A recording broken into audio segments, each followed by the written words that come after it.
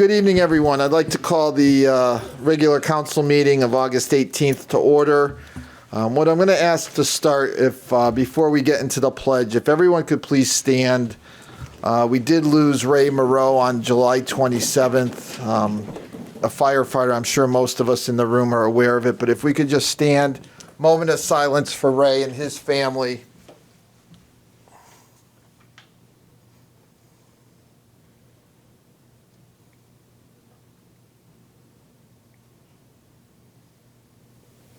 Thank you. If everyone could remain standing, I'm going to ask Councilwoman Christopher to lead us in the Pledge of Allegiance.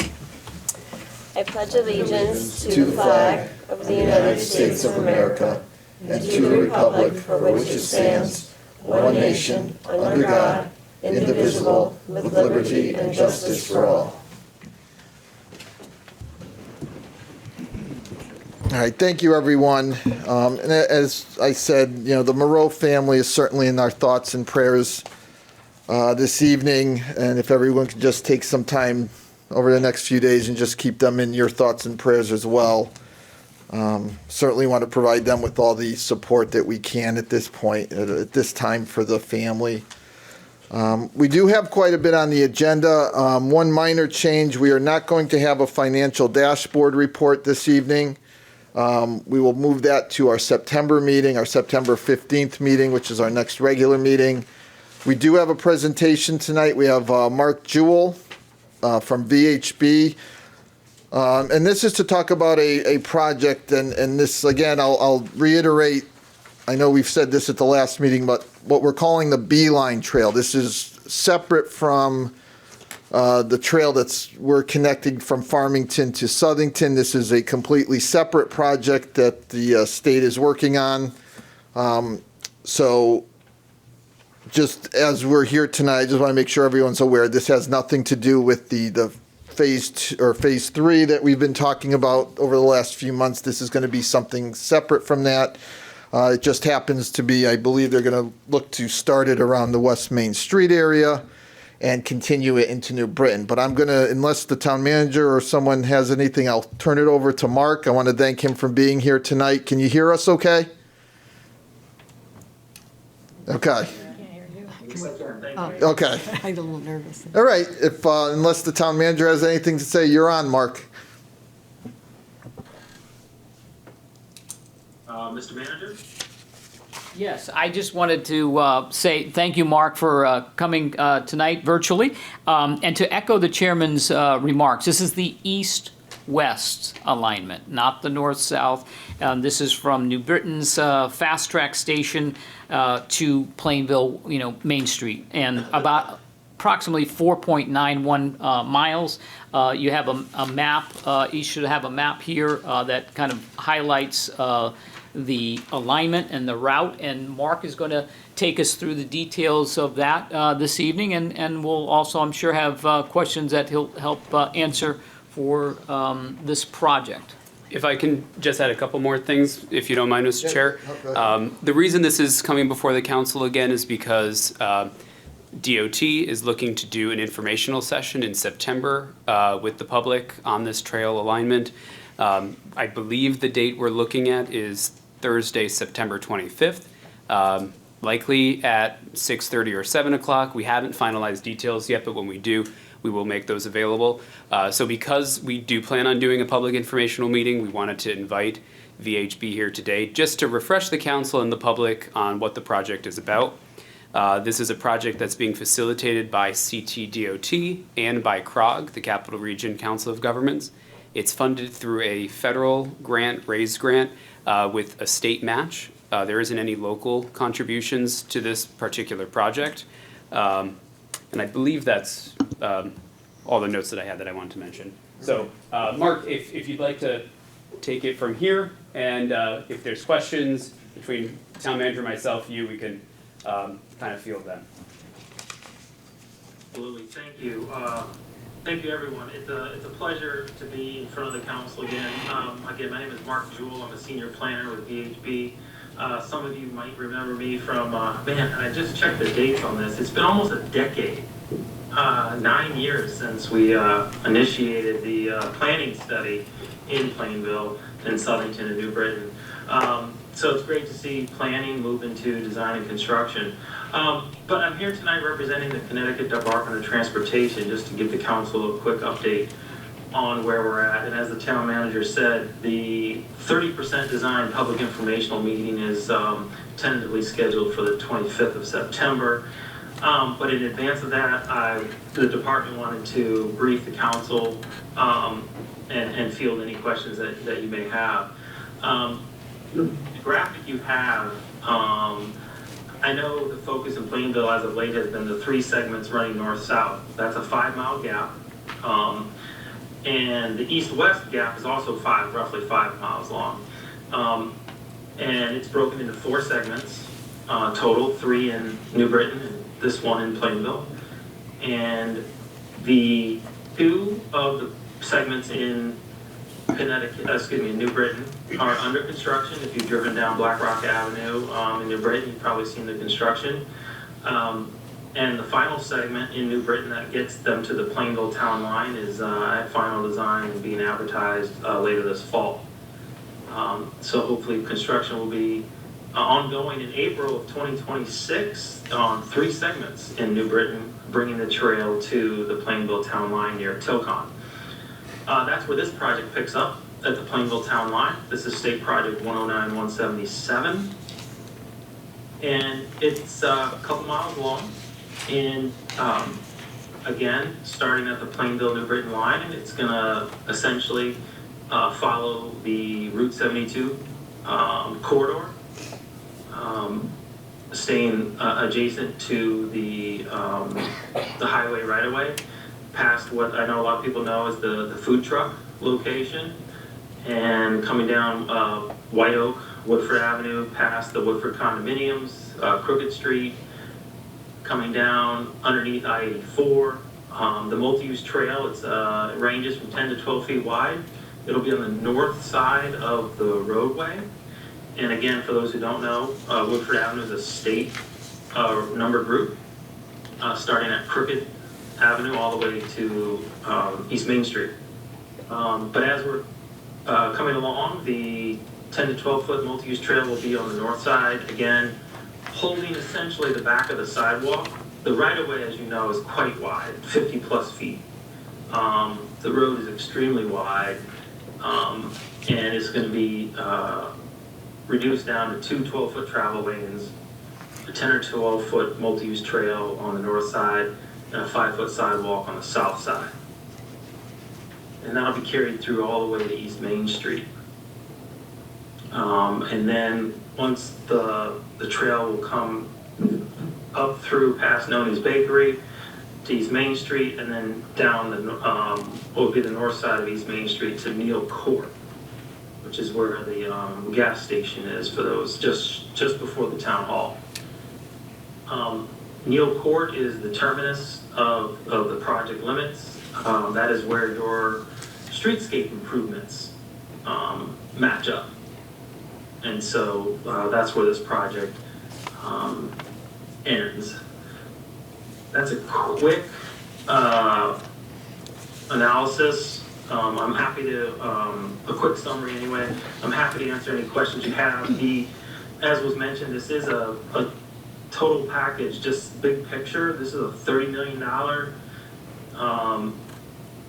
Plainville is like the epicenter of trail design and construction right now. You've got the 5 miles running north-south and the 5 miles running east-west. And all those projects, all 7 of those projects are wrapped up in some way with the $30 million raise grant that CROG was able to secure between federal and state money. And so that's a good thing. And again, we're at the early stages, 30% design. And those are just the quick highlights. It's anticipated, given the restrictions and the regulations surrounding RAISE funding, that this project will be essentially in construction, given the deadline restrictions within the RAISE requirements, probably fall of 26, probably construction running in earnest in April of 27. Would be the best estimate at this point in time. So with that, I'll turn back over to the town manager, and I'm happy to answer any questions you might have. Thank you, Mark. All right, thank you. Yeah, as Mark, is there any questions, any comments for Mark or the town manager, or? Mr. Chair? Yes, go ahead. It would be a question directed toward Mark. Mark, you mentioned that the multi-use trail, the 10 to 12-foot trail, would be on the north side of Woodford and White Oak. And then I think you quickly said something about a 5-foot sidewalk Yes, on the other side? 5-foot concrete sidewalk on the south side. So if we take a typical cross-section, it would be a 5-foot sidewalk on the south side, then a 5-foot grass snow shelf, if you will, 2 12-foot travel lanes, one in each direction, and then another 5-foot grass snow shelf and a 12-foot multi-use trail. And that's all on state-owned right-of-way, for the most part, as it comes down Woodford Avenue. Again, there are some encroachments that the department's right-of-way unit will talk to property owners about, but I think there's 3 properties that are impacted along the entire alignment. Go ahead, yeah. Just so is the objective to make the route even more pedestrian-friendly as well? Is that the reason for the sidewalk? Without question, yes. Okay, thank you. Anyone comment? For Mark, you mentioned the encroachments, but what about the, any takings that you see in terms of the alignment? At this moment, at the 30% design level, we've identified 3 property owners that would be impacted by the current design. The right-of-way department, the right-of-way unit within the Department of Transportation will be reaching out to those folks and discussing the need for easements on those 3 properties. One of them is actually town property at the corner of Pine and East Main. And so they'll be in touch with you, Mr. Manager.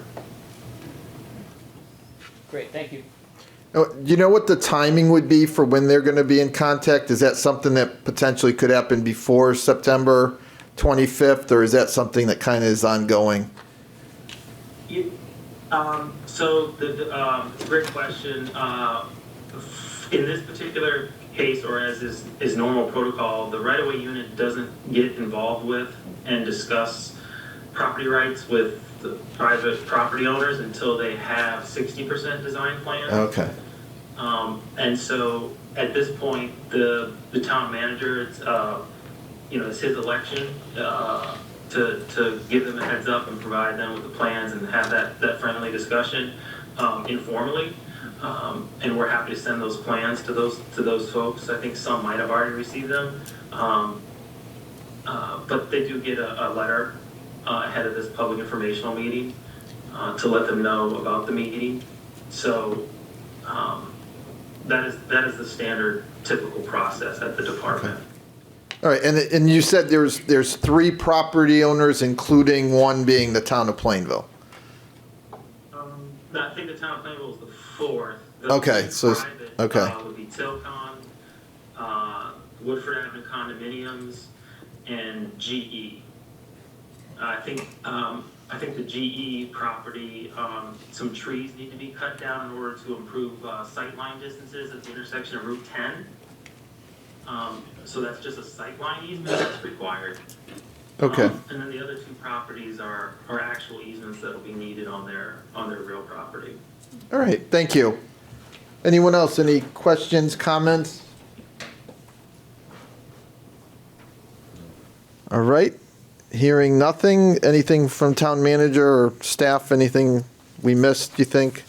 No, I appreciate the opportunity because, as Mark said, it's just to kind of separate that this is the east-west alignment, separate project number, separate, from that. But it's all part of a larger, close the gap study that's, years in the making. And obviously I was just looking back through the notes of 2023 when the council went through to approve the process. And it's been a while. So having Mark back prior to the September public informational meeting, I think is helpful to have the map here to be able to, again, this is, from an impact standpoint, much smaller in terms of what they have to deal with the alignment than it is on the north-south, obviously. So we'll work through all of that notification process and hope that we have a good turnout for September.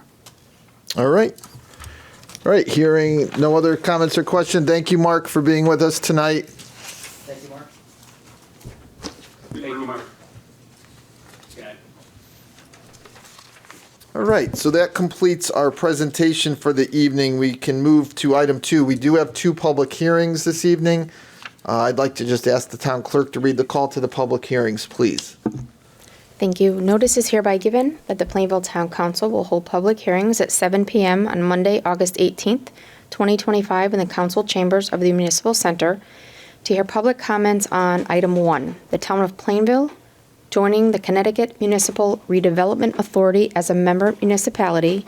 Item 2, a massage establishment special permit request pursuant to Town Code Section 269-3, dated at Plainville, Connecticut, this 13th day of August 2025. All right, thank you. Before I open up for public comment, is there anything we need to share? I mean, I know we've talked about, we had the meeting regarding the Connecticut Municipal Redevelopment Authority at our last meeting. Can you just give a minute kind of summary of what they were asking and what organization they are and what they can do for us? Yeah, so they're, as David said in his presentation, really kind of transit-oriented, downtown-oriented. This is an opportunity for funding. They don't have a lot of funding, but he went through the pot of money that they have is going to be competitive, and this is, again, an opportunity, the first step to show interest and no obligation on behalf of the community, but an opportunity to look at ways in which our zoning and economic development might go hand in hand with what they're trying to achieve in terms of reviving main streets and downtowns, if you will. And for us, I think the important piece, and I think it came out at the last meeting in which we had David's presentation, was whether or not we could stretch as far as to include the old high school. And I think that would be a very interesting proposition with respect to having access to funding that may spur development there among, beyond just the core downtown. So, there is funding, and it really is a mechanism to get funding for economic development, but centered around transit-oriented and housing, so. Great. Thank you. All right, what we'll do is we'll take the first public hearing, which is obviously, I just mentioned, the Connecticut Municipal Redevelopment Authority. We've been asked to consider becoming a member. Obviously, we want to get any public input before we make any decisions. So is there anyone that wishes to speak to the public hearing regarding the Connecticut Municipal Redevelopment? Yes. Just name and address, step to the podium, make sure you turn it on. There's a button on the bottom of the face there. You'll have 3 minutes to make your comments. You'll hear a ring when there's 30 seconds left. The second ring means the 3 minutes has run out. Hi, Seth Winkleman, 37 Tyler Farms Road in Plainville. Thank you, Town Council. Thank you, Town Manager, for allowing me to speak here tonight. Regarding this CMDA proposal, I think it's a big mistake for the town of Plainville. We have 175 apartments being built at the White Oak. We have another apartment building being built on Route 10, which is where the former cottage facility was. We also have a new church on Lutheran, where the new owner of the property, is planning to build a housing development. Therefore, we do not need any more housing in this town. We have a very congested town as it is.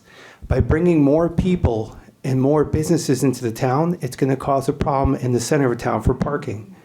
Now, the zoning could change for anybody. So if you own a property the CMDA can help change the zoning on somebody's house. They could change the zoning on someone's land. So if somebody had a commercial property, the CMDA could come in and say, you can no longer make that a commercial property. They could change it to residential, and they could force you to make it affordable housing. We don't have room for that in Plainville. We already have a high rate of teacher per student rate in the schools.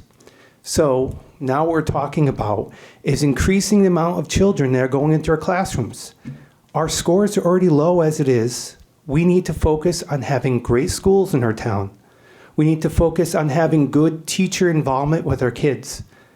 We can't have more kids into our schools and have less teachers and less funds to deal with these kids. These people that come into town aren't going to be paying taxes. The only ones paying taxes are the homeowners. And if there's affordable housing, they're not going to be making much money. Therefore, we're going to have less taxes coming into town. I think it's a grave mistake. I think it's a big problem. I think we're going to have an issue in the town, in the center, and I think it's a big disservice to the town of Plainville. Thank you. All right, thank you. Is there anyone else that wishes to address the public hearing? Or the first public hearing? Yes, Ms. Luria.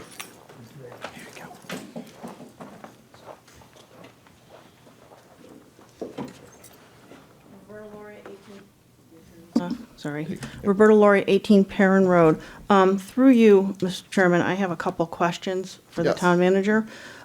You alluded to the old high school, which was at one point the junior high, and then it was sold. How can this be considered part of anything if it doesn't belong to the town? We had conversations about this several months ago. Yeah, this particular organization doesn't just deal with public property. It can be used to help private property, I believe. Well, the individuals who own that property made it clear they were looking to destroy it, and there was nothing anybody could do about it. They were looking to level I it. think- So I'm a little confused why this is being brought up, Why that particular property? why this was mentioned Well, I in this think- whole process. I think, for us on the council, I didn't want to see that building destroyed. And I know and thankfully, we have put that on the side burner for now. For now. Correct. But we also need But to it's have. still privately owned now. It is, correct. Okay. And I think from my perspective is, if there's a way to save that building, I think we should try to save the building. And So is the purchase of that building from a private owner going to be part of this CMDA? Because I would well, imagine it's that's really the only thing that we do. It's my CMR, it's a redevelopment CMR, authority, I'm not sorry. development, but that's minor, but I just want to make sure everyone's aware of that. Can you ask that question again? Is this money that you want approval for that? Well, we're not approving any Well, money. What we're approving for is giving the town manager carte blanche to go into this system without any terms, without us really understanding the contract, understanding obligations, understanding anything about it. So that's not accurate. We are not authorizing the town manager really to do anything. What we're doing as a council is we want to be on their list of communities that are eligible to get funding if we choose to apply for funding. So that's where we are tonight. We don't have any specific projects necessarily that we're looking to fund right now, but we have to choose to participate with the authority as a member municipality before we would be eligible to apply. Okay? So I think what we're trying to do tonight is, get feedback, but ultimately we need to decide, do we want to be a member municipality of this particular agency? And if we are allowed to then go ahead and apply for any funds for any number of projects, as it's, transportation, it's, housing. There's several criteria that this particular agency is chartered by the state. And it's from what I understand, it's a quasi-public. It's not necessarily a state department. It's kind of a quasi-department of the state where the state gives them money, funds them money, and then they determine where the money gets spent based on who applies and what projects. What is the deadline for this this program? I don't think there is a deadline. It's an open enrollment. I don't know if that's the right phrase to use, but, you know, go Yeah, ahead. and it is an open enrollment as municipalities sign on to it. It's not a carte blanche for the town manager. It is an exploratory process by which we look to see if this program would benefit the community. And to the chairman's point, yes, I think there was consensus among the council and much of the public that they didn't want to see the old high school, former high school demolished. And so in our conversation about potentially joining this organization and, looking at what we would do with respect to development, there would have to be a mapping, if you will. So I traditionally think of downtown not going that far out to the high school, the junior high school, but if we can stretch that far for development purposes to help a private developer, as outside of the municipal center here, they're all, privately owned. What we're trying to do is, as a catalyst, use this as a spark plug, if you will, to ignite development and redevelopment along the downtown, in the core of downtown. And so that's what we're exploring without giving up control in terms of zoning. So a lot of the comments are a bit premature in terms of what we are going to do and what we're not going to do, because I don't believe there's even one town that's even applied for funding yet, but we'll find that out, and it is on an ongoing basis. So, and it will be competitive. So if we decide it's not for us, we decide it's not for us. If we do, we go in and send, maybe there's an application that's right for us. We may or may not get funding for it, depending on the competitive nature of the requests that come in from around the state. So, hope that helps. And the council would need to approve any application. Like, this isn't, and I, in respect to the gentleman who spoke earlier, we're not they have no authority to change zoning. Zoning regulations apply with our land use boards and those only. Nobody can come in and just carte blanche change a zoning designation in town. But even this, while we might not have any specific projects right now that we're looking to fund through this agency, we're just trying to decide, do we want to be a member municipality, which would make us eligible to apply. Is there a cost to the town to be a member of this program? Short answer, no. And if no one says anything, I guess there is no long answer. Not that I'm aware of. Yeah. I mean, and again, It was asked when we had the meeting last month, and there was, at that time, he said, no, there is no charge. Okay. You had mentioned that it's a very competitive program. So sounds like this program has been around a while, so you have an idea? No, actually, when we say competitive, we're just saying that just because you apply doesn't mean you're going to get the money. It's they have a pool of money, and it's going to be up to them to take in applications and decide what projects are going to get funded by this organization or this agency. It's very new. In fact, I'm not sure if it was this year. June of last year is when the state legislature passed the necessary legislation to actually form this. Like I said, it's a quasi-state department.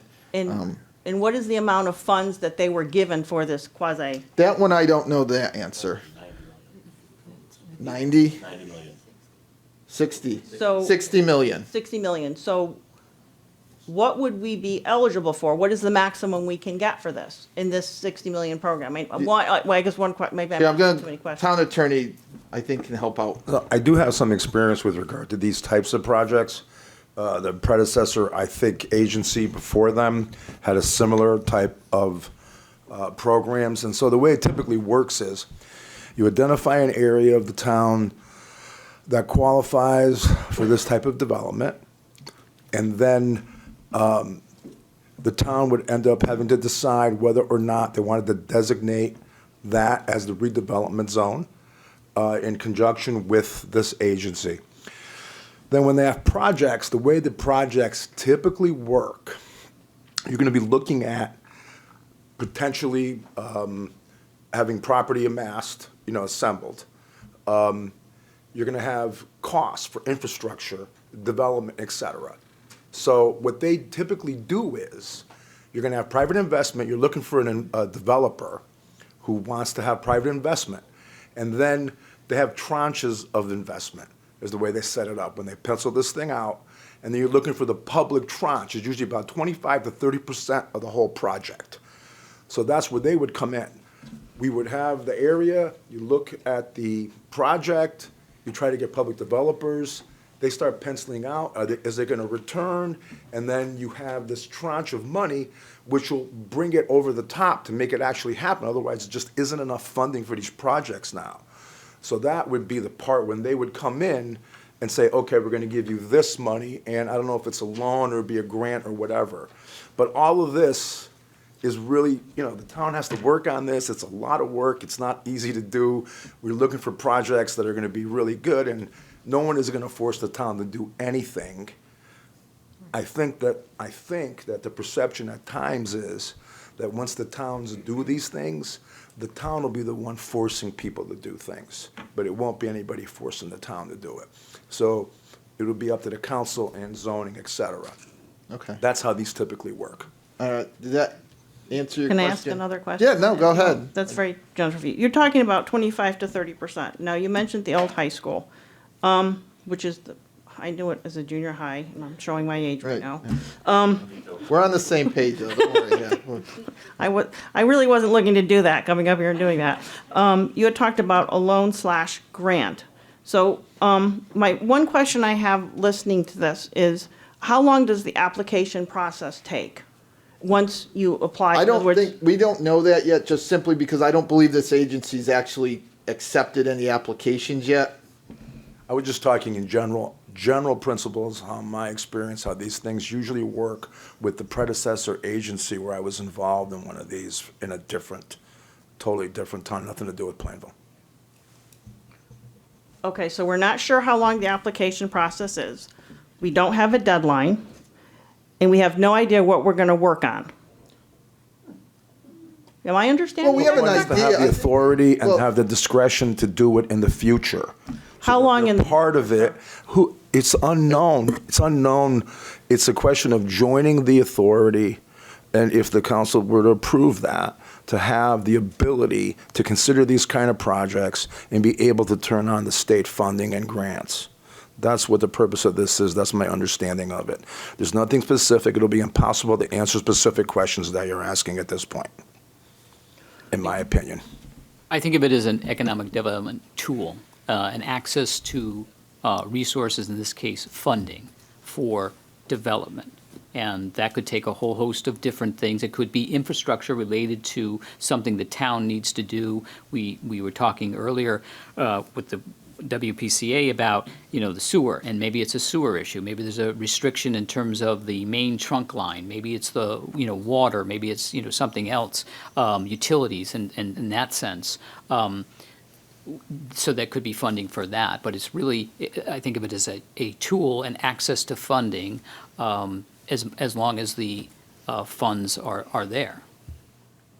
I mean, 'cause there's no guarantee the state's gonna keep funding this agency. I mean, the state could decide next year that, Right, and that's what I'm trying to figure out. and, I'm trying to understand. By the time if we ever get to the point where we submit an application, the funds could be exhausted depending on, how fast other towns move and developers move, and there's just so many different variables. I mean, and from my perspective, I understand what you're saying. Like, we don't have a lot of answers, but, I think once a decision's made as to whether or not we become a member municipality, we're under no obligation to do anything. We can join as a member municipality, and we don't ever have to apply for anything if we don't want to. Right. But $90 million, I think there's some redevelopment in town that I'm sure that we can come up with 10 to 20 projects in town that we can apply for and try to do some redevelopment. The White Oak property, just downtown in general. But I think when we mentioned the old high school, I think that's just one of the ideas that popped in our heads as we talked about this once we met with the state at our last meeting. So we don't have any specific projects, but our first question to answer is whether or not we become a member municipality. And I think once we make that decision, if we choose to join, okay, now what can they do for us? And I want to be fair about this. Not that we don't want to rely on the state, but we don't know what's going to happen. You know, their funding could be rescinded at some point, or they may not continue to get funded, and that's. But for us, there's no obligation, so there's no, for us, as far as I'm looking at it, we're not committing to anything. We just are eligible to receive funding for some of these projects we think may help redevelop, whether it's downtown or if we're able to add on, the old high school. That, like I said, I would like to save that property or that building. I think that's a beautiful building. I know it needs a lot of work on the interior, but maybe that's where this sort of situation may help us bridge the private developer doing something, not quite having the capital to do it, and maybe this is the type of agency that can fill in that gap with funding, and we can save the building and turn it into something that's revenue producing for the town and for the developer. Okay, thank you so much for your patience with me. Yeah, no, I appreciate the time. No, thank you for the questions. All right, is there anyone else that wishes to address this public hearing? Yes.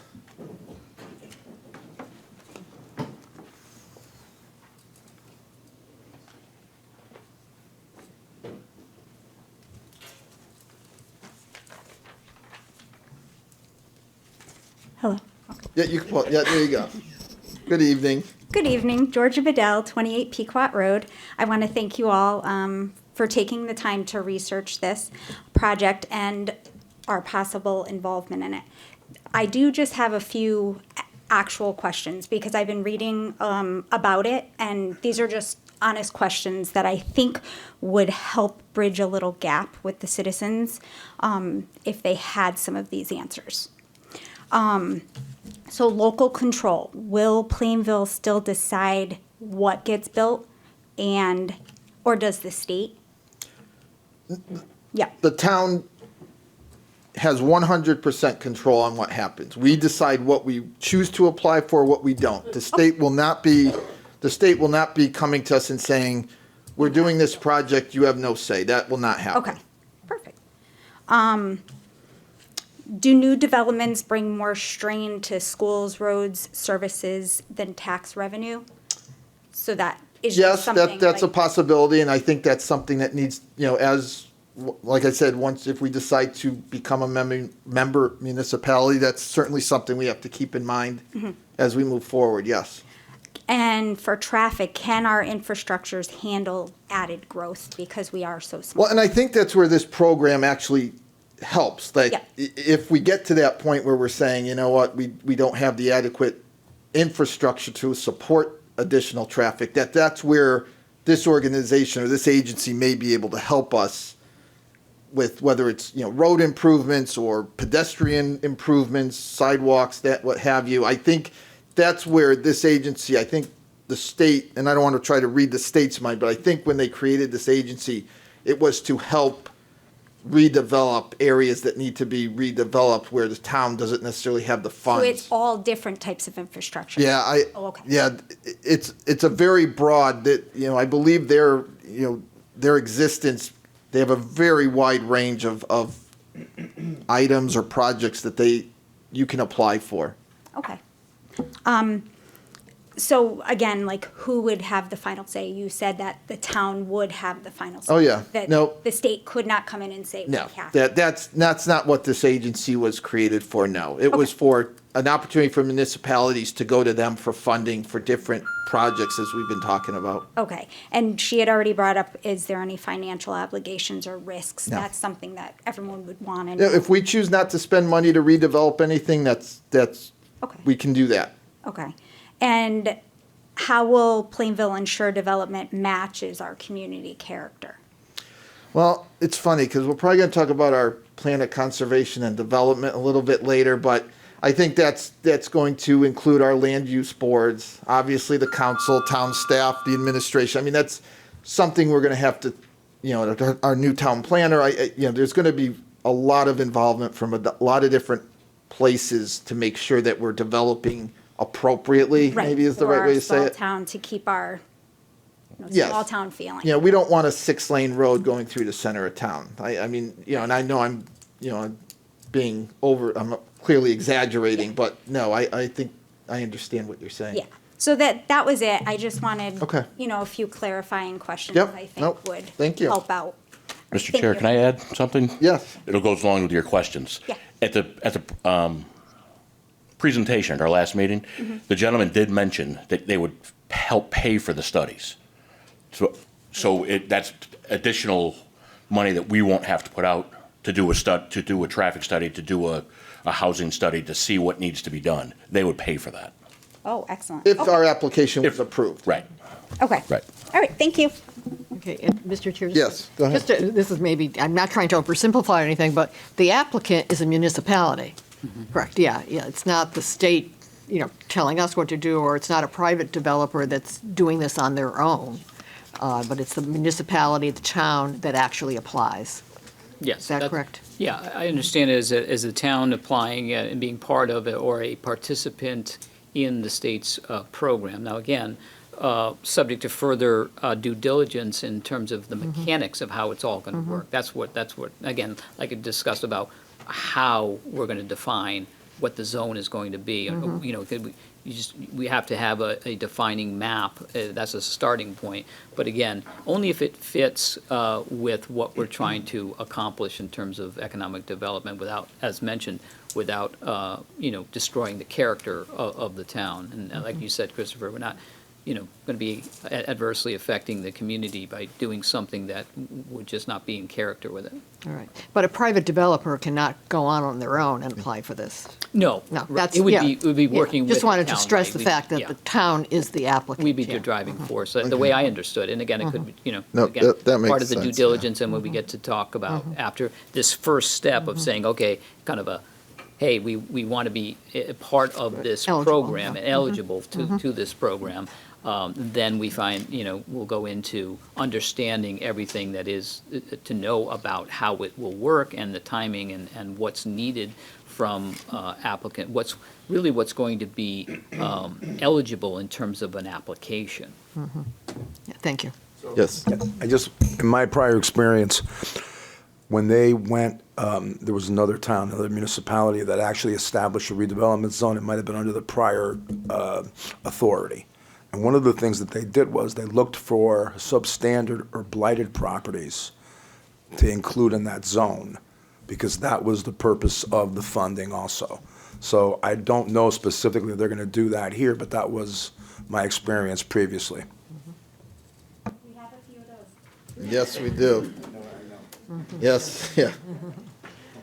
Anyone else wish to address the first public hearing this evening?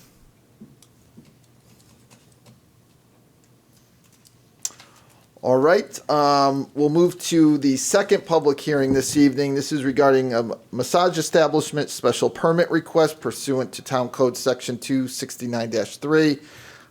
Town Manager, do you want to just give a quick update? I know we've been talking about this for, the last 5 or 6 months or so, but what Yeah. brings us here tonight? Well, the request, to the spa to move from one end of town to the other, the council, with the help of insistence of the town attorney, and our planning department, created a process in terms of special permit process granted by the town council to allow such a move to take place within a zone that is next to or within the zone of a church or school, in this case. What's the feet requirement? Was it 500?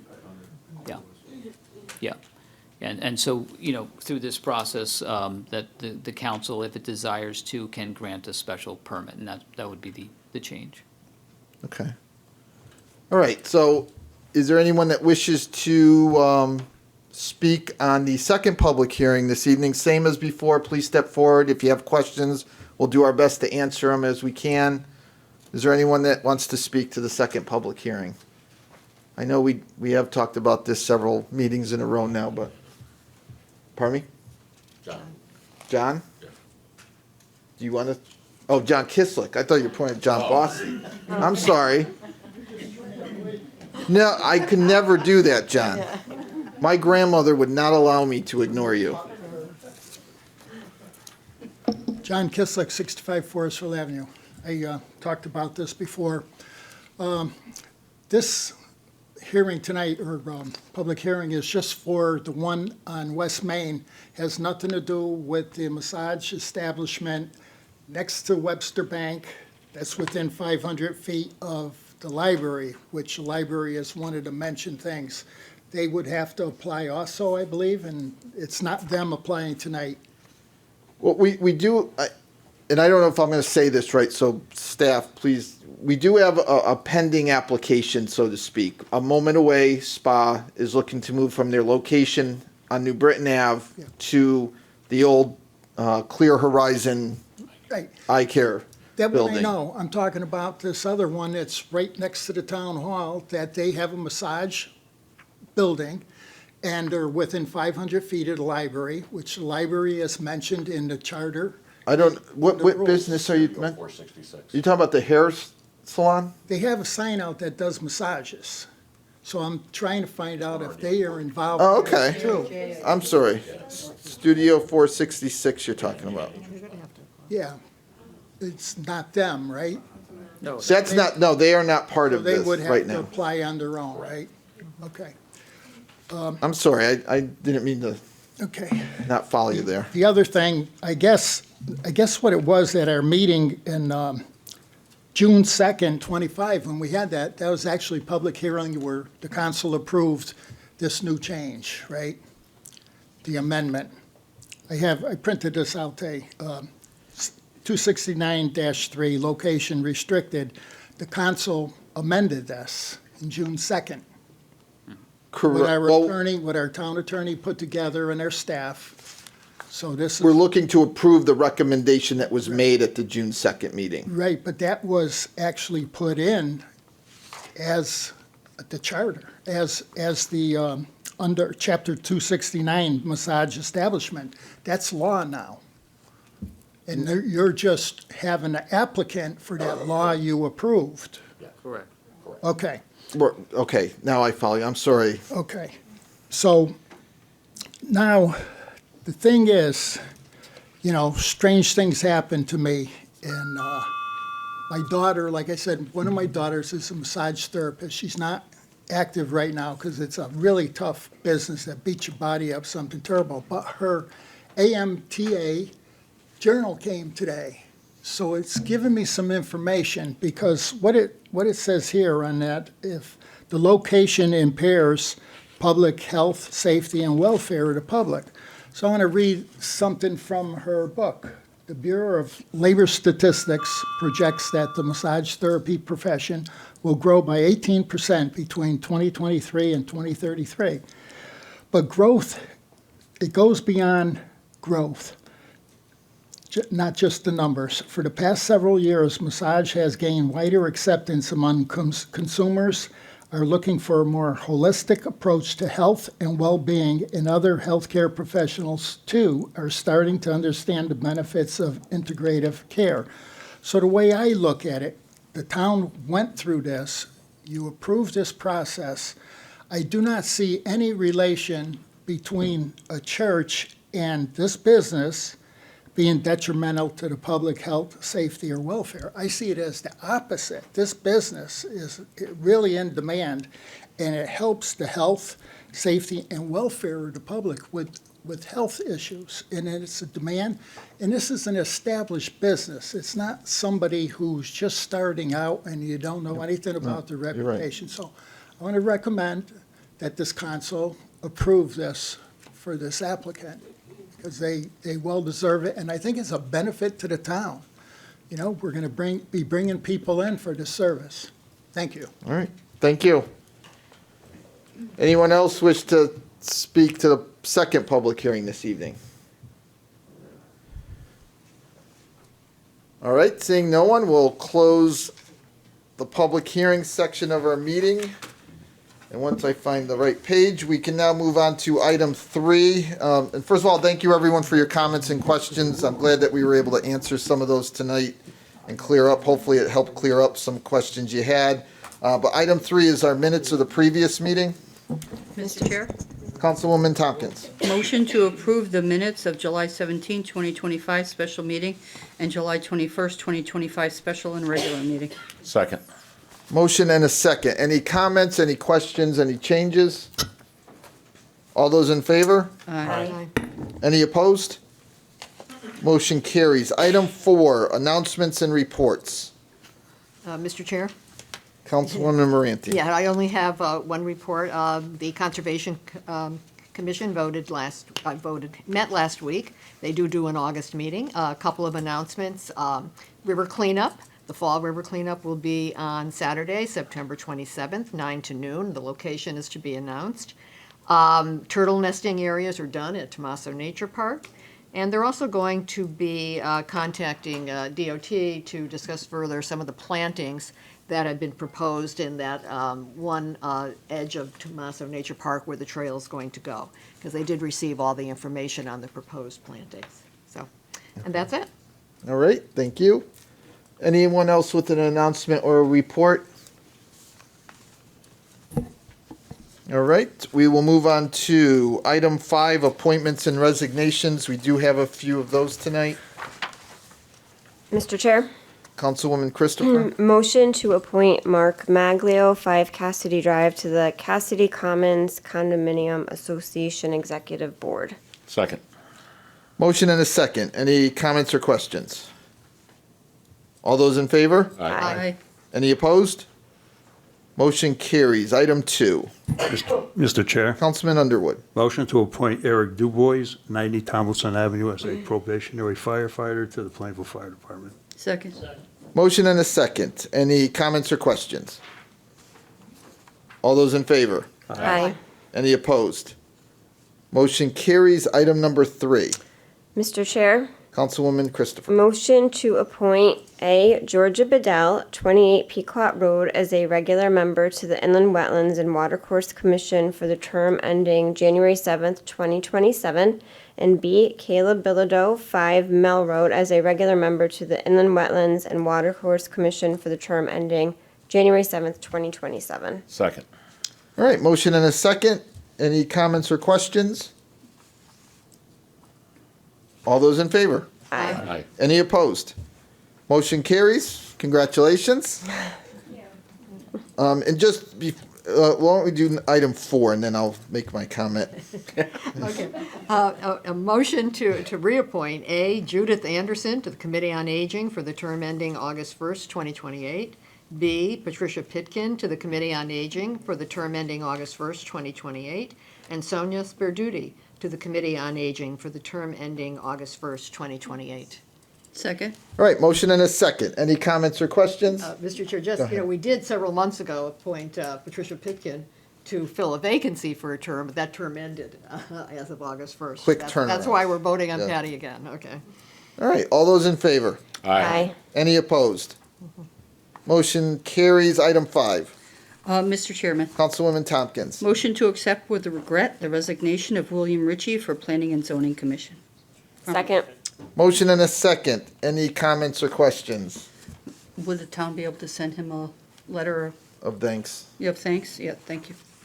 Was he a regular member or alternate? Regular. Regular? Yep, for quite some time. Thank you. All right, all those in favor? Aye. Any opposed? Motion carries. Any other appointments or reappointments this evening that we didn't already cover? And just, well, I was going to say, thank you for applying to Inland Wetlands. We're glad to add a couple more members. We do have a couple more commissions that we are looking to fill. Our Zoning Board of Appeals and Planning and Zoning all have some vacancies, whether it's a regular member or an alternate. If anyone's interested in either of those 2 commissions, please contact the town manager's office. He will be happy to direct you, or someone in his office will be happy to help you out, answer any questions. But we are looking for members again for the Zoning Board of Appeals and our Planning and Zoning Commission. So Recycling Commission also needs. Recycling Commission as well, And conservation. and Conservation. Quite a few. Yeah. Yes. All right. Thank you. Hearing no other appointments or reappointments, we can move There will be no Board of Education report tonight. We can move now to the report of the town attorney. Good Thank you, evening. Mr. Chairman. I just want to briefly talk about the motions we're going to have on tonight for the question for charter revision.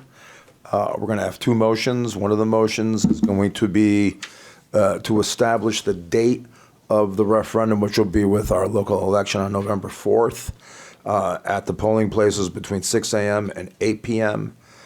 We have the question, which was approved by the Charter Revision Commission, which is it's on the motion here and it will be read, but it basically replaces the town manager residency requirement in Plainville with a requirement that the manager be available remotely when not available in person and would have to move into the state of Connecticut within 90 days. So there is a residency requirement just in the state, not with regard to the town of Plainville.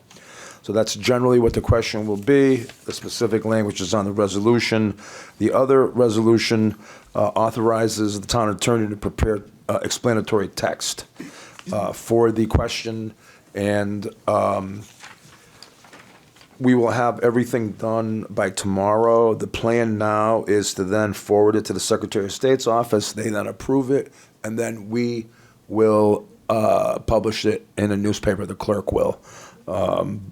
And right now, that looks like on September 2nd. Is that correct? And that's basically what we're going to do. And if there's any questions, but everything is ready to go to Secretary of State, we're prepared to have this go to referendum. Okay. Any questions? Thank No? you. Thank Any you very questions, much. comments for the town attorney?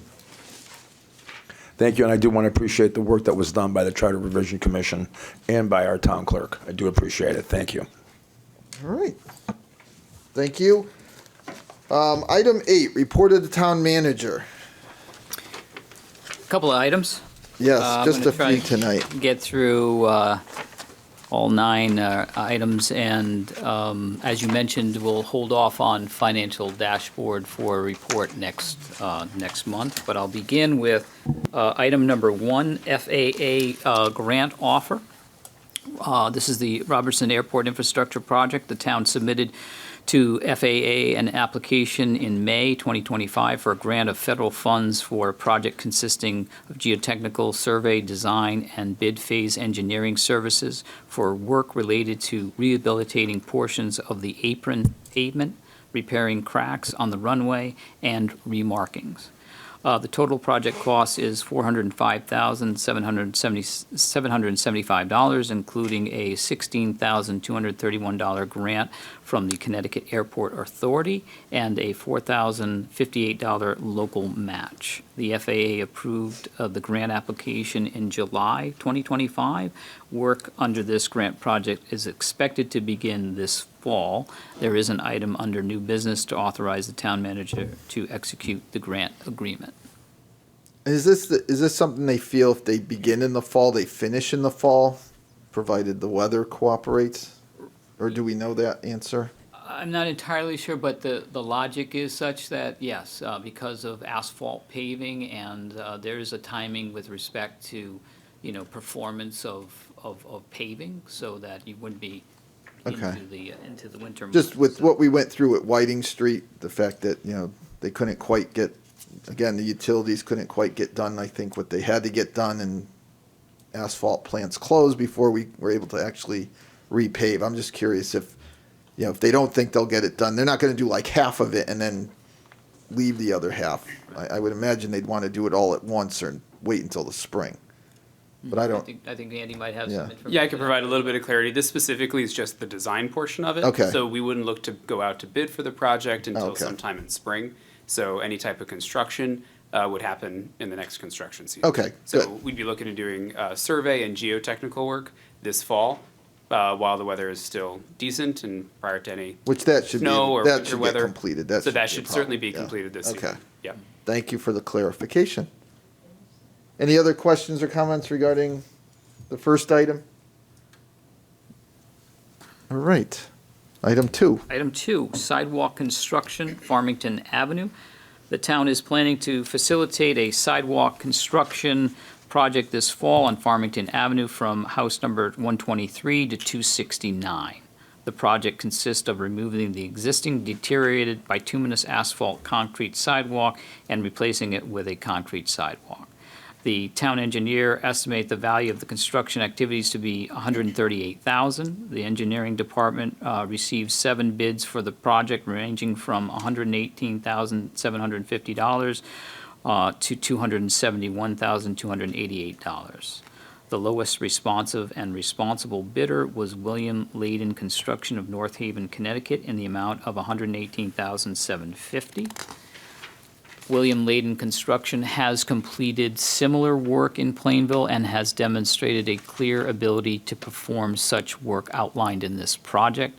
The project will be paid through the Local Capital Improvement Program, LoCIP grant. There is an item under new business to award bid 2026-10E sidewalk construction on Farmington Avenue to William Layden Construction of North Haven, Connecticut, in the amount of $118,750.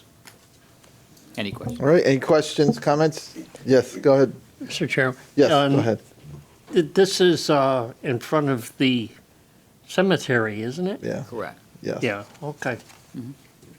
On Route 10, yes. Go ahead. Did you have? Do we know the timing on this project? I'm just concerned about school starting up. Oh, yeah, good point. I don't know, I'd have to, John is here, he probably has a better idea, depending on Layden's schedule. I'm not sure that's been worked out, but maybe John has that. You want to come up, John?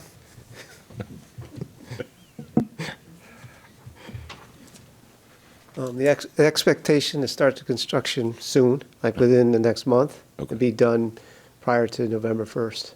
Okay. We need to have at least 30 days between completion of the sidewalk and the time we can expect snow to fall. We're concerned about de-icing salt spalling the concrete. Okay. All right, Thank you. Thank you. Thank you, John. Anyone else? Any other questions or comments? I know that's a very rough stretch of sidewalk, and in fact, it's not really sidewalk at all in certain places, so I'm glad that that's getting addressed. Four-wheel drive for it. All right. Item 3. Item 3, Senior Center van. The Senior Center is seeking to replace the 2011 Senior Center bus with a new 2025 Ford Transit T350 passenger wagon with an ADA-compliant wheelchair lift, along with other specifications by the town. Funding for the project was approved and allocated as part of the fiscal year 26 capital improvement plan. The Senior Center received a quote for the vehicle from Gingras Ford for a total of $76,604. There is an item under new business to award bid 2026-13 Senior Center van under state contract number 24 PSX 0110 to Gingras Ford of Plainville, Connecticut, in the amount of $76,604. All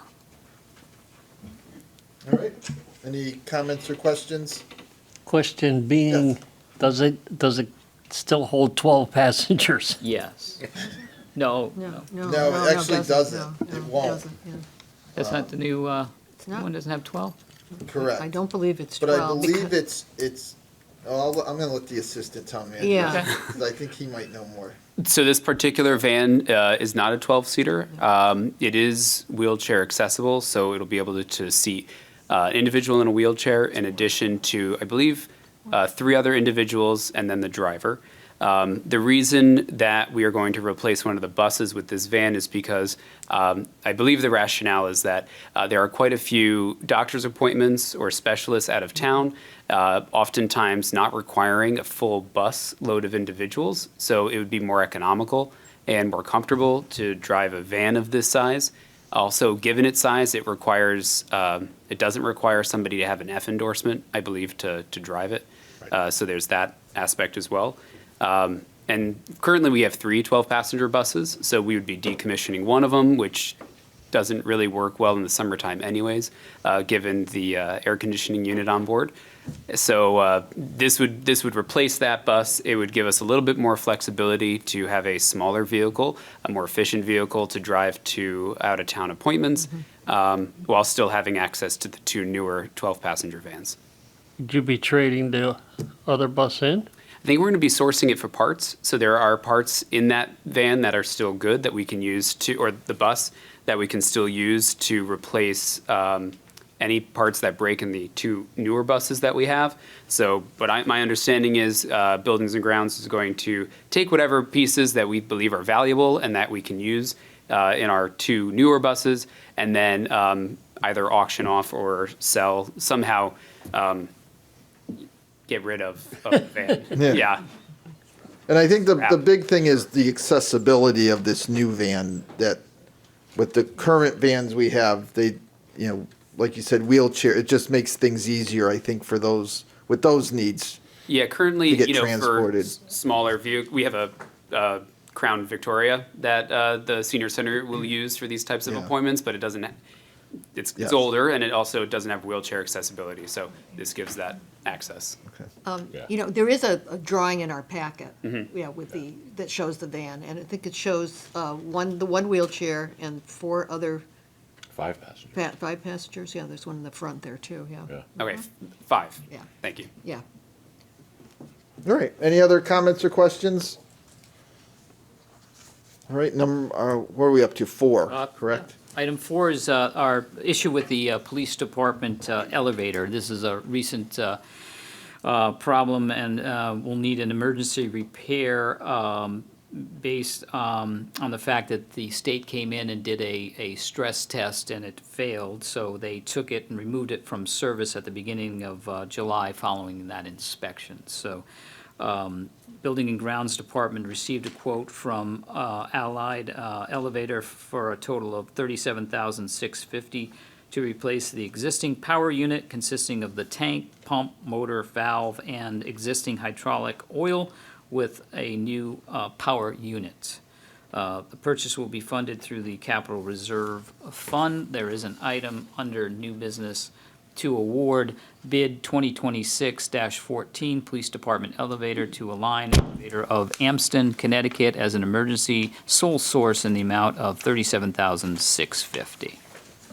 right. And unfortunately, I have to, tell the council that it's not the only elevator that we have that is suspect.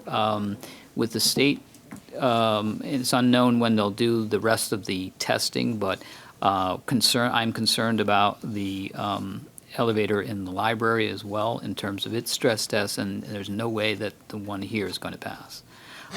So there's some research that we're going to need to be doing on those. And unfortunately, we'll try and get, the police back online as soon as we can, but that's why this is an emergency purchase. Not something we do on a regular basis, but obviously it's something we need to get done. All right, any follow-up questions or comments? All right, item 5. Item 5 is a proposed amendment to taxation ordinance for line of duty death tax abatement. So Council Gettleman requested the town staff research and draft an amendment to the town code, chapter 355, taxation, to allow for an abatement of real estate property taxes for the surviving spouse following a line of duty death. Connecticut General Statutes 12-81X permits municipalities to establish a local ordinance for this purpose. Included in your agenda packet is the proposed amendment that is designed to recognize and support the surviving spouse of public servants, residents of town of Plainville who have tragically lost their lives while performing duties as police officers, firefighters, or emergency medical services providers. This proposed amendment would provide 100% tax abatement on all Plainville real property taxes assessed on the principal residence of eligible surviving spouses up to $10,000 per year. Eligibility is defined in the proposed amendment and provides, among other matters, that the public servant line of duty death must have occurred on or after July 1st, 2025. There is an item under new business to establish a public hearing for Monday, September 15th, 2025 at 7 p.m. in the Municipal Center to hear public comment regarding this proposed amendment. Okay, any comments or questions?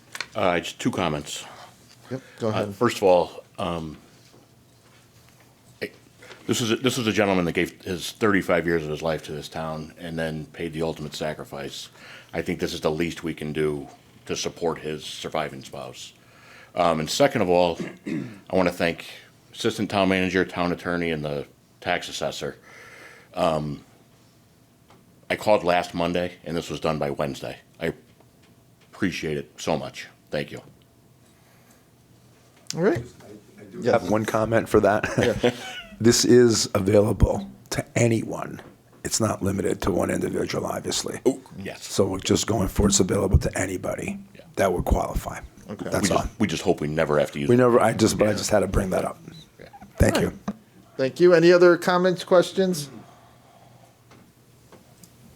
All right, item 6. Item 6 is the fiscal year 2025 audit, the governance communication. The town council received communication from Clifton Larson Allen LLP CLA regarding their engagement to audit the financial statements of the governmental activities, each major fund, and the aggregate remaining fund information of the town of Plainville for fiscal year 2025, which spanned July 1st, 2024 to June 30th, 2025. In summary, the communication outlines CLA's general plan to perform the audit and states that CLA will conduct the audit in accordance with the auditing standards generally accepted in the United States of America, U.S. GAAP, Government Auditing Standards, and Title II U.S. Code of Federal Regulations, Part 200, the Uniform Administrative Requirements, Cost Principles, and Audit Requirements for Federal Awards, and the Connecticut State Single Audit Act. Additionally, CLA will work independently of the town and meet other ethical responsibilities. The full communication is in your agenda packet. No town council action is needed, but this item is included in my report to officially document receipt for audit purposes. So no action needed. So any questions? All right, yeah. Any questions or comments? We all love talking about audits. All right. Seeing nothing, item 7. Item 7, Bradley Mountain Open Space Land Acquisition Grant Agreement. The town received a grant agreement under the Open Space and Watershed Land Acquisition Program, the OWSA, from Connecticut Deep. The grant reimburses the town for acquiring 48.8 acres of former watershed land in 2021 adjacent to Southington's Crescent Lake Recreation Area, known as Bradley Mountain Open Space, OSWA number 635. There is an item under new business to adopt a resolution regarding an open space grant agreement for property known as Bradley Mountain Open Space. All right, any questions or comments? All right, number 8. Just if I could, on that particular item, and as I mentioned and read, 2021, that's how far back it goes, and it was one of those items that Mark DeVoe had worked on from the beginning and was just stuck with it, and is finally, helping us push it over the finish line, so to speak, and get the necessary funding for that open space. So I applaud Mark for his due diligence and his tenacity in getting this over the finish line. And it took us and Southington, and of course, town attorney has also had a great role in the. If you'd see the email and the back and forth and how many hoops that they had to jump through to get this done. It's amazing piece of work, the back and forth. So I'm glad to see this is coming to the end, and we'll have that grant funding. On to item number 8, the Environmental Assessment Services Agreement for former White Oak property, the Tig and Bond Amendment number 3. Tig and Bond has submitted a proposed contract amendment for their continued work serving as the licensed environmental professionals LEP for the remediation effort of the former White Oak site. Specifically, this amendment addresses the increased scope of work involved with preparing, drafting, and continued monitoring of a flood management certification, the FMC application. The FMC is a required step in the remediation process for any project that receives state funding, the goal of which is to provide DECD and DEEP the opportunity to review the remediation and redevelopment plans for properties located within a floodplain to ensure consistency with state standards and criteria for preventing flood hazards to human life, health, and property, and with the provisions of the National Flood Insurance Program and municipal floodplain regulations. The full scope of work is included in your agenda packet. There is an item under new business to approve and authorize the town manager to execute amendment number 3 of the Agreement of Environmental Assessment Services at 1 and 63 West Main Street with Tig and Bond in the amount not to exceed $14,000. All right, any comments or questions? Just, a quick update with the project, because I know we've been waiting for the state to give some final approvals on some things, but where exactly are we with the White Oak? Or is it simply that we're waiting for the state to sign off and? It takes time to get through. This was, again, with the floodplain changes that recently, I think it was 6 months or a year ago, that they had gone through that process. It triggered a relook and evaluation of where the property stood in terms of, its development. And so that put things on hold to go back and do this step with floodplain before they can do the remediation. And that would be the next step once, getting through this process is the exterior soil remediation and then, the buildings that are going to be renovated, the shell, and then new construction after that. That's the sequencing that happens. So But from our perspective, we're ready for we're ready to do the remediation. We just need that approval from the state before we can actually clean up the property. One last piece that we got hung up on in terms of, because obviously those floodplain elevations. Yes, no, I know that there was a pretty significant change in the floodplain maps. So anyway, I think we're beyond that now, and we can hopefully move forward. Okay, thank you. Oh, that's it. Well, yeah, in lieu of dashboard, and before we get to happenings, you did mention, POCD, so that is under review. We'll take a look at it. I'm aware of the council's concerns in terms of taking a review with that, and likely I will be sitting down with Evan again, and most likely the former planner as well, from a timelines perspective to understand those changes in that process. So. I still need a little more time on that. Yep. But it's under review. All right, and just, and we've been talking about our plan of conservation and development a little bit, the last couple of years, but I think after looking at it and, we working with Tilcon, I'll say, it brought to light just some potential, I don't want to say issues, that's probably too strong of a word, but there's language in the plan of conservation development that probably needs to be spelled out a little more clear. And we are as the town manager said, we're going to be in the process of matching up what was actually approved at public meetings and making sure that appropriate language got transferred to the plan of conservation and development accurately. I'm sure the town attorney is going to add that to his plate as well. But as we move forward, we are going to take a look at that plan of conservation development. Go ahead. It's our intention to work with the Planning and Zoning Commission on that. Okay, thank you. All right, any other comments, questions? The only question I have, and I thought of it today because I saw a new sign out front, where are we with the railroad fixing out here? Oh, I don't know. We'll try to get a follow-up. Did you see the new sign that says rough crossing? Yeah. Our town engineer, John Bossy, has been in contact with the railroad representative numerous times. He might be shaking his head. We have brought it to their attention. Their resolution at this time was to place the rough crossing sign, which we don't think is an adequate solution.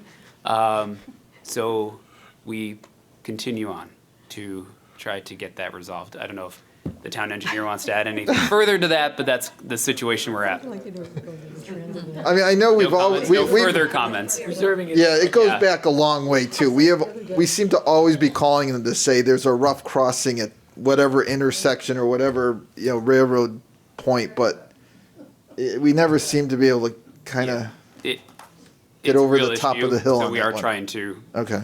we are trying to address it. That's the update, though. I was gone for a week and forgot about it. Yeah. And then I was sitting at the light and got woken up. All right. Before happenings, any other comments or questions, anything, any other topic that hasn't been discussed yet? All right, time for happenings. Time for happenings. Just a couple items for the council today. The Plainville Fire Company will be hosting their Hot Air Balloon Festival this upcoming weekend, Friday, August 22nd, and Saturday, August 23rd. Friday night will include a balloon glow and fireworks at 9:15 p.m. The balloon glow will happen prior to the fireworks show. And on Saturday, there will be 2 balloon launches pending the weather, one at 6 a.m. and one at 6 p.m. There will also be a car show that same day and a drone light show on Saturday night at 9 p.m. On both days, there will be kiddie rides, an arts and crafts fair, live entertainment, and food trucks. Parking will be similar to previous years. Visitors can park at the Robertson Airport lot, the Plainville High School, or the former GE lot. There will be a shuttle service provided as well, and parking will cost $5 per car. For more information, you can go to www.plainvillefireco.com, and more information is available there. From the Plainville Public Library, and for all information on library programs, including registration, you can call the Plainville Public Library at 860-793-1446, or visit www.plainvillect.com/library. They will be doing a family-friendly magic show on Wednesday, August 20th at 6 p.m., and a chat with a local author, Todd Jones, on his new book, Plainville, Connecticut, A History, will be on Wednesday, August 21st at 6 p.m. I believe the Plainville Historical Society had that author, and it was a very well-attended event. Excellent.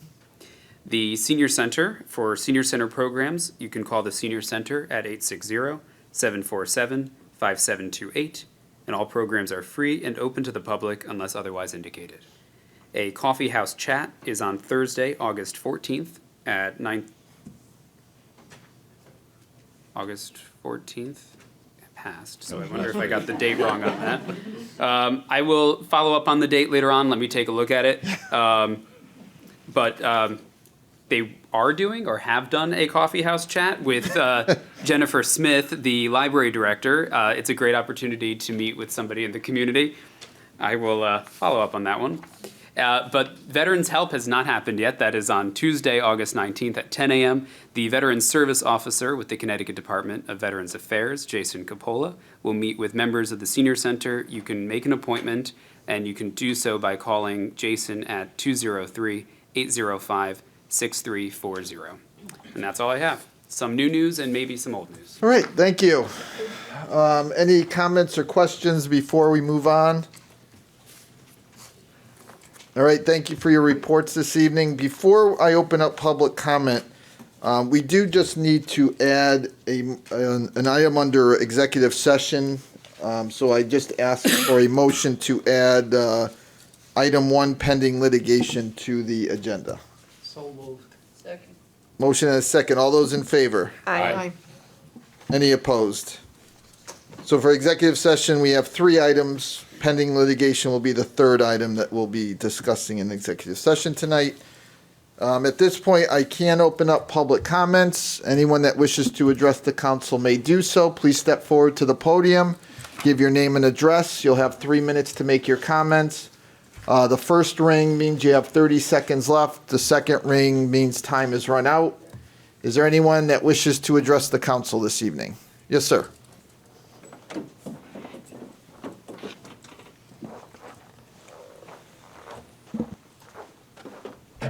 Seth Winkleman, 37 Tyler Farms Road. Just a couple questions. One was regarding the Beeline Trail. Originally, when the Beeline Trail was being proposed, it was supposed to connect with the other trail that was going forward. Is that no longer on the agenda? Short answer, no. It looks like it ends at the intersection of Pine Street and East Main Street. Actually, Or Neal Court, I'm sorry. Coming down to Neal Court, I think. Yeah, it doesn't sound like they're looking to extend the trail, like they're not extending it through the center of town now. No. There's a, yeah, I will have to get. Yeah, we'd probably be easier if we gave you a map to look at, but it looks like they no longer connect it all the way up to. Okay. Why don't you yeah.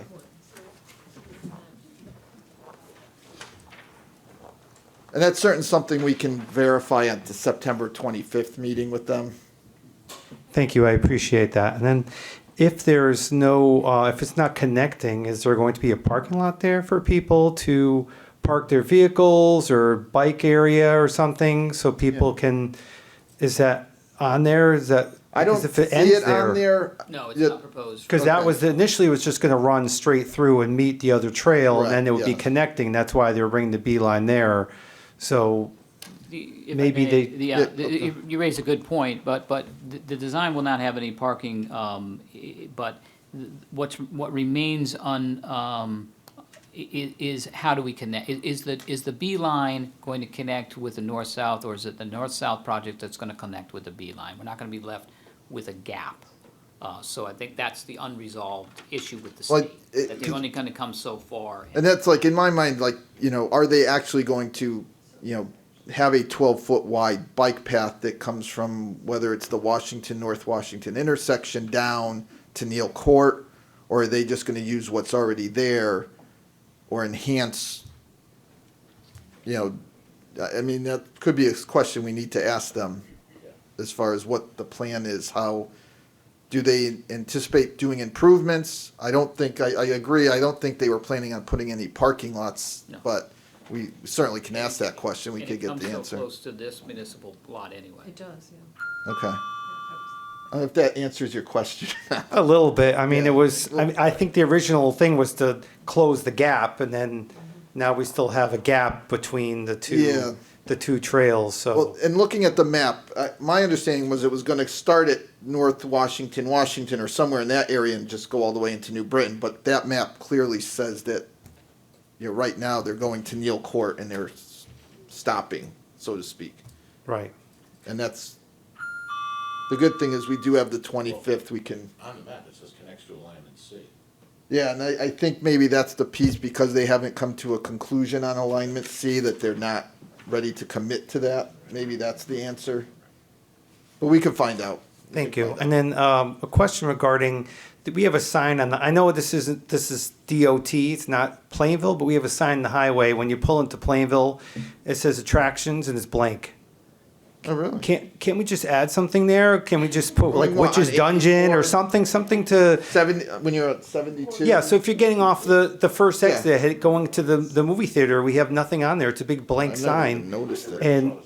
And it's kind of That- embarrassing to me. that- It's like we have a nice little Witch's Dungeons right in the center of town. At least we could throw something on there. At least give them some, exposure. No, I agree. That's something we can look into, absolutely.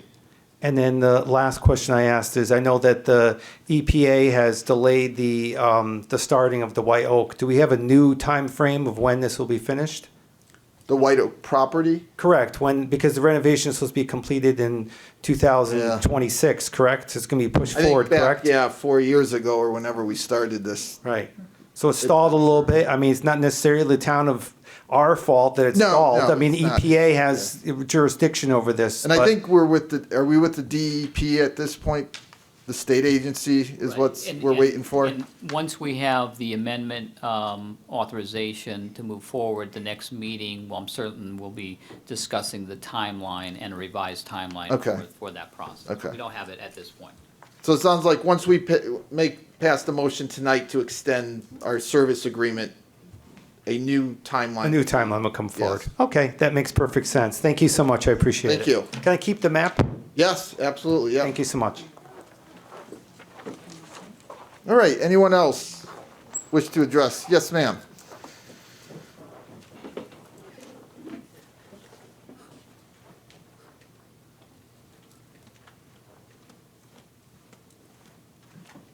Good evening, Sandra Giannini, 87 Metacomet Road. I was wondering if there's any updates on the second fire that was on the mountain this weekend.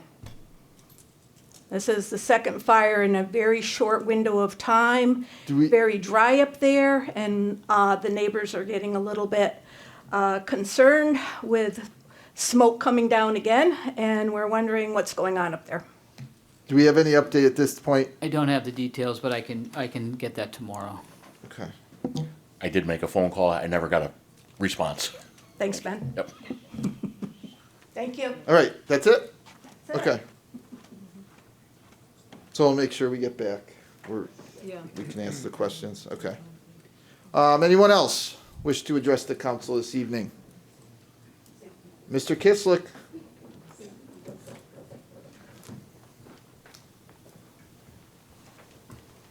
John Kislick, 65 Forestville Avenue. I have a couple fast comments on chapter 269 that we have tonight. I have a book from 1988 put together by Peter Lennon. At that time, that section, that chapter had 25 sections. I don't know if anybody ever read it, but if you did, you wouldn't want to go in that business because it'd be impossible. The other thing on the railroad tracks, when they fixed them last time, I said to Robert Lee, they're worse than when they fixed them. He said, almost. Yeah. So that's been a problem for And them. then since the derailment, it's been worse. Now, the other thing I have, you know, you're talking about a lot of blight in town, that you're going after some homeowners. Those fence in front of the White Oak Teflon property have been there for months and months and months. It's time, the amount of money you're spending on renting that fence, it should be fixed. It's not a big job. I could go up there and fix it for you if you put me on the roof with tools. You chip You gotta away give us the whatever's quote loose. first. We're not just gonna let you get up there without a quote, John. No, free. For free? Yeah. Oh, you're on camera now, John. I'll do it for free. Can't go Put back me up. now. Come on, get that fence out of there. But I It's understand. terrible. It looks bad, right next to the town hall. Come on. The other thing I have, when we're gonna have in November, the thing with the town manager's residency again.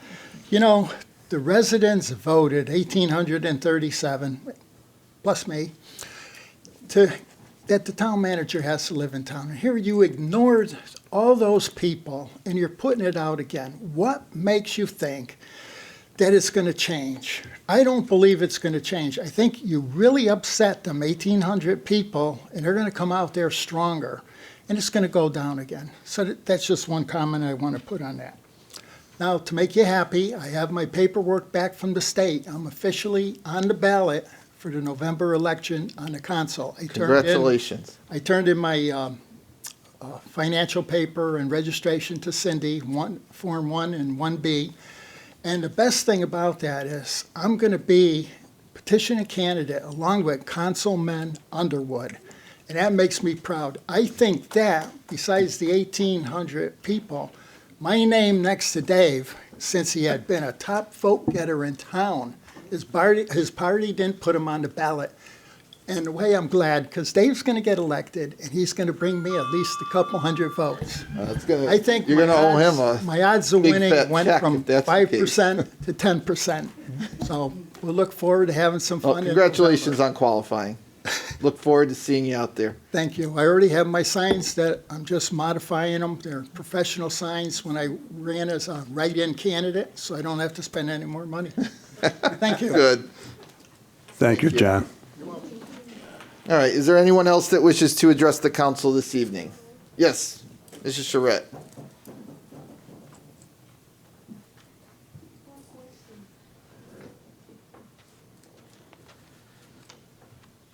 Good evening, everyone. Marilyn Charette, 18 Milford Street, Plainville. John's got my vote, and you do too. You're up to 2, John. And probably 3. I've had Dave too, but I don't want to speak for him. There's a couple people out here that'll do it too. Probably. At least, right? You have to have some humor at these meetings, right? Anyway, I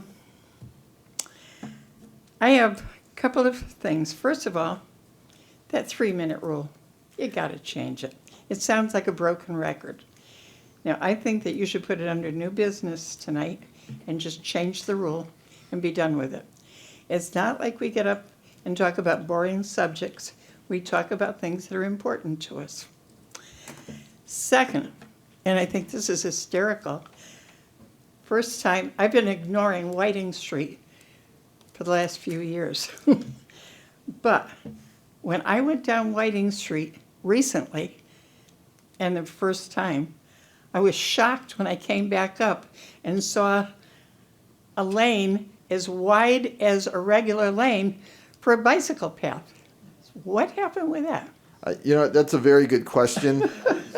I think. Yeah, I know what we thought. That doesn't look like anything what we thought the lines would look like, to be honest. I don't know if there's something we can do to I think that ought to get fixed. reclaim a little bit of that for the cars, but It seems so large you can play baseball on it. yeah. Thank you. And then lastly, I have one other thing that I want to say. And this might help all the trail answers. It's a new design.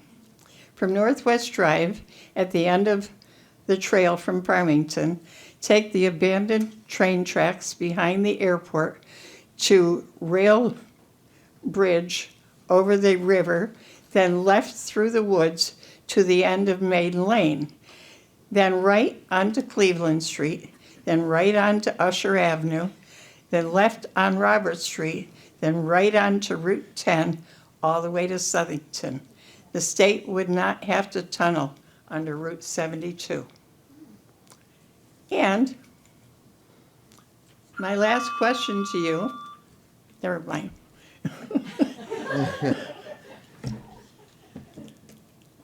Is how many of you would be happy if the trail were going through your front or backyard? Like Okay. if they took property from me, Sure. yeah, I'd probably have a problem with that. Right. But unfortunately, there are going to be a lot of people that are going to be affected. No, we know, and that's why we're struggling through. I really, Yeah. really, I don't I think. know that- it was mentioned that you can't change what's been done, but you Well- can. You have the right, and I'm tired of the state telling us what we can and can't do and spending our tax dollars.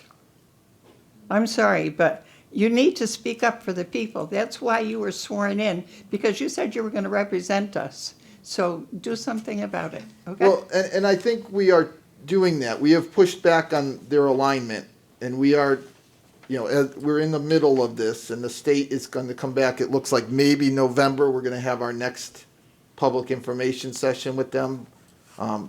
But yeah, the state and the town clearly are not seeing eye to eye on how we finish or close the gap between Norton Park and where it ends somewhere, you know, in back of West Cemetery. Well, I know some people that are going to be pretty unhappy right now, the way things are. Well, and I think we've recognized that, and we are trying to do what we can. You know, I think we have pushed back on the state.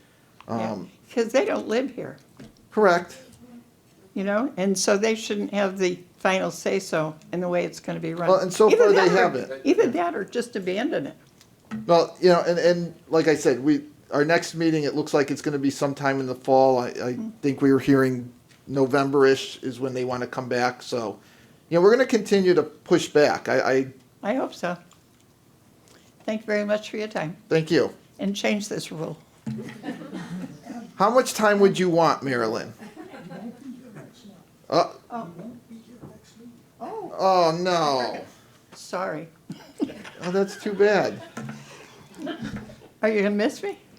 I'll give you another 45 seconds. If you guys aren't going to be here the next meeting, you could use up some of your 3 minutes from then. I'd be fine with that. That's all right. No, it should be, you know, it's not like you have a huge crowd, and I want to thank all these people for showing up tonight and speaking. I applaud them for being here also. But it's not like you had years ago where you used to have an auditorium full of people. No, I understand. Okay, so, come on. Change the rule. Thank you. Anyone else wish to address the council? Yes, Ms. Luria.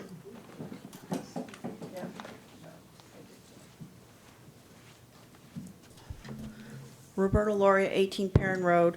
You just alluded to something that was said by Mrs. Charette, where you're pushing back on this with the trail, but since 2017, you really haven't. This is the first time the only individual that has really shown an interest in what the people have said and had voted against some of the things the past couple times has been Councilman Hurley. So what you're saying is not completely true. So I'd like to take a moment to say thank you, Councilman Hurley, for truly doing your due diligence and looking at the material you're getting and truly listening to the people. It's just too bad that only one of you is doing that. Well, and just for the record, we haven't approved any alignment yet. You haven't approved the last alignment. You had Correct. plenty of opportunity to do something regarding the first two, and you listened to the state. Well, At some the of us expense of have, people. others have not, were not on the council when those decisions were made. This has been going on since 2017. Correct, yes. You've had the opportunity to do something, and that is to simply say no. You chose not to do that, except for one individual. One individual wasn't interested in taking $200,000. The people are more important than that. One individual wasn't interested in handing over temporarily property.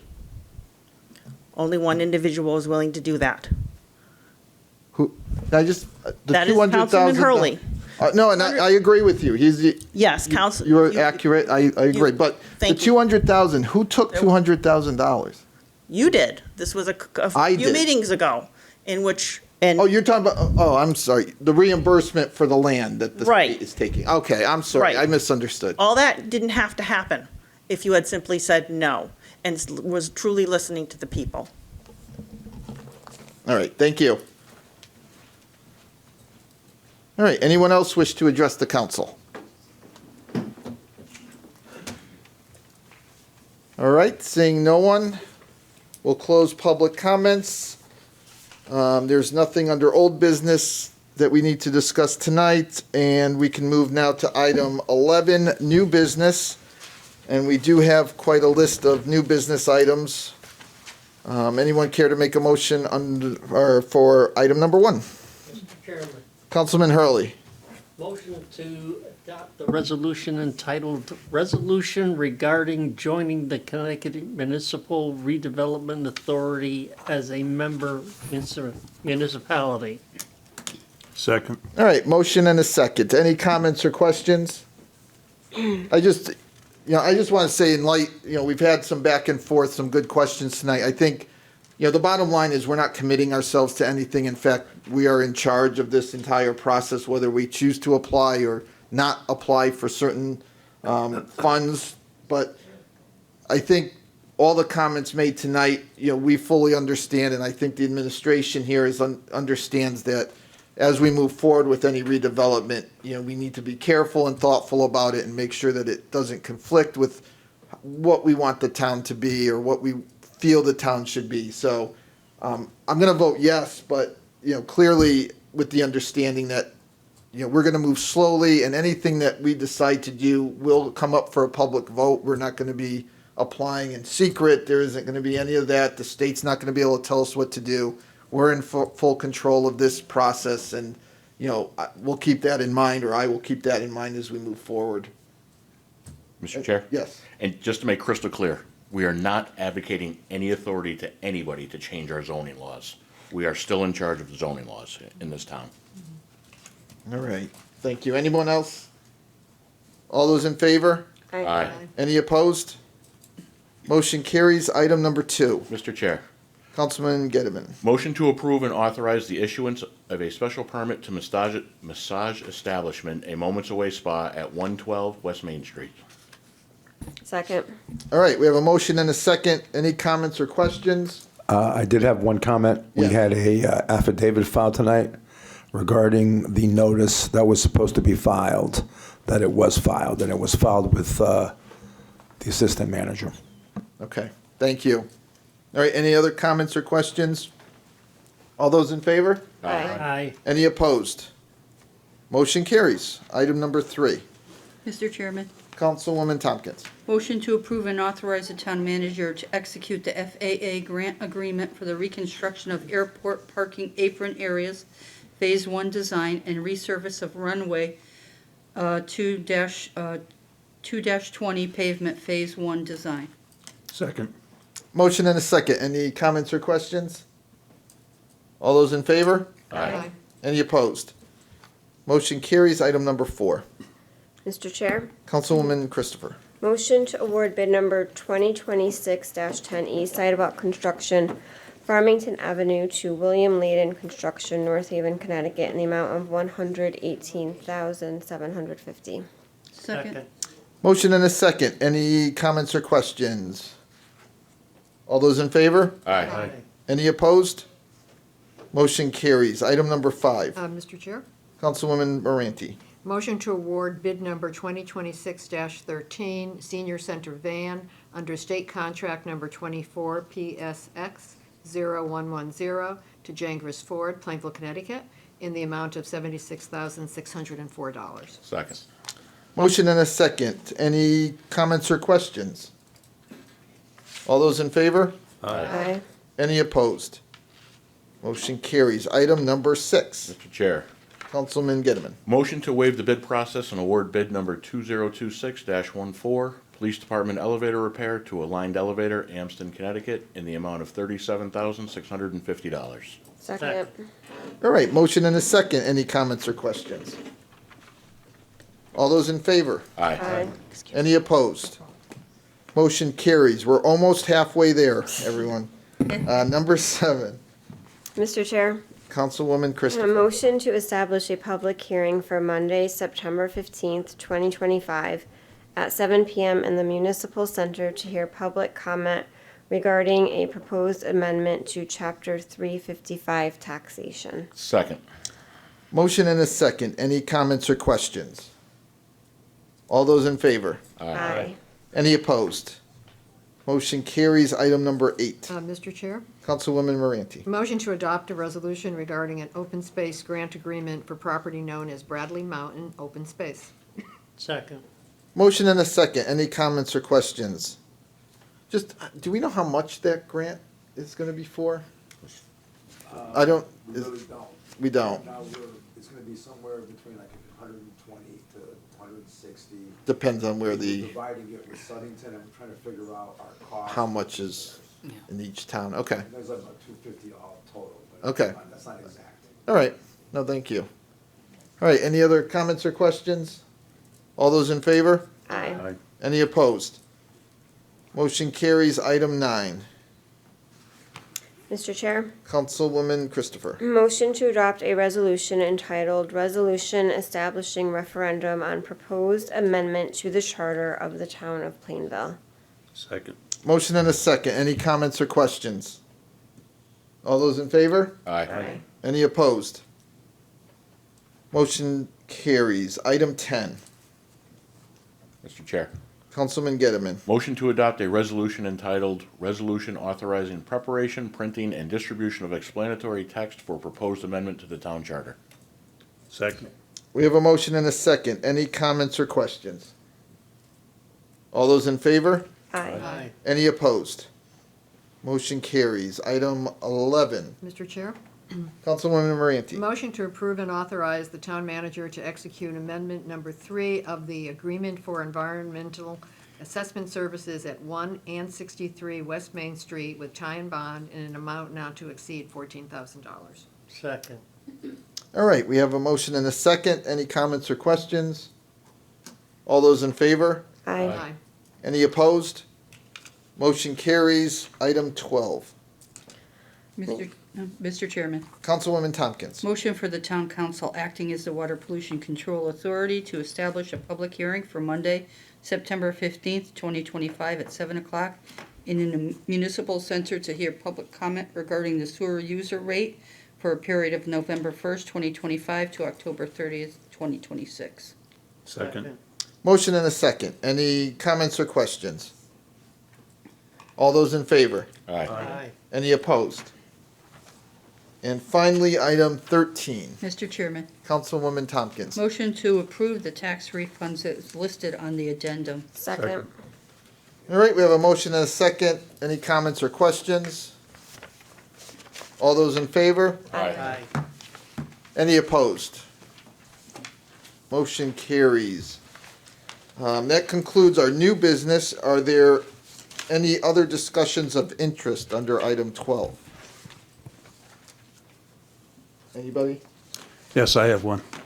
Go ahead. The blight at the Cottage Restaurant, it's still there, and yet they're working on the construction within the fence. This is the second year, and I know we had discussion on this before, and I know you had a discussion with the town attorney. Is it time to change the ordinance for blight in Plainville, or are they going to do something about it? Personally, I think they should be fined, because it was last year and it's this year, and nothing's been done. And yet they have the audacity to start the construction with a fence. What's the address on that, Councilman? It's down on Ashford and Hardwood Next to Road. Rebel Just Dog. tired of going by it and seeing the same Across from stuff. Rebel Dog. You can't even see the mailbox. The grass is so high.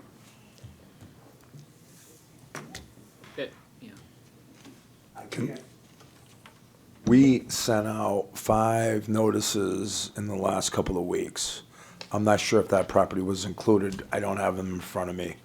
I don't have the addresses at the tip of my tongue right now. Did we include that one? I think, Yeah, I believe that one was included. We also confronted the property owner on Friday of last week, because there's also an issue with a fire hydrant being blocked by overgrown grass, which he cleaned up at the time, which was good, but it's still an ongoing issue there. And it's 427 Farmington Avenue. Thank you. It's just terrible when you come into Plainville, if you're an outsider, to see that blight. Chimney, Yeah. yep, them We also. are, Chimney Champs, we filed a $16,000 lien against the property on Friday. So we'll see what they do. The owner and the mortgage company, the holder of the mortgage, is going to get notified, and we'll see how they respond to it. The next step will be going to court. all right. Any other discussions of interest? All right, then at this time, before I entertain a motion to go to an executive session, do we anticipate any votes happening, coming out of executive session? Probably not. I don't think so. All right, so at this point, the council will go into executive session. We're not going to come out of executive session and have any votes, so this will probably be the last time you see us this evening. Thank you, everyone, for all the feedback, the questions. I think we got a lot of good work done tonight. And with that, if someone can make a motion to go into executive session and just identify the 3 items, please. Make a motion to go into executive session. Hold on. Take your time. For pending litigation, contract negotiations, and town manager evaluation. Second? All right, motion and second. All those in favor? Aye. All right, we'll give everyone 5 minutes or so and we'll reconvene in the back. Thank you, everyone.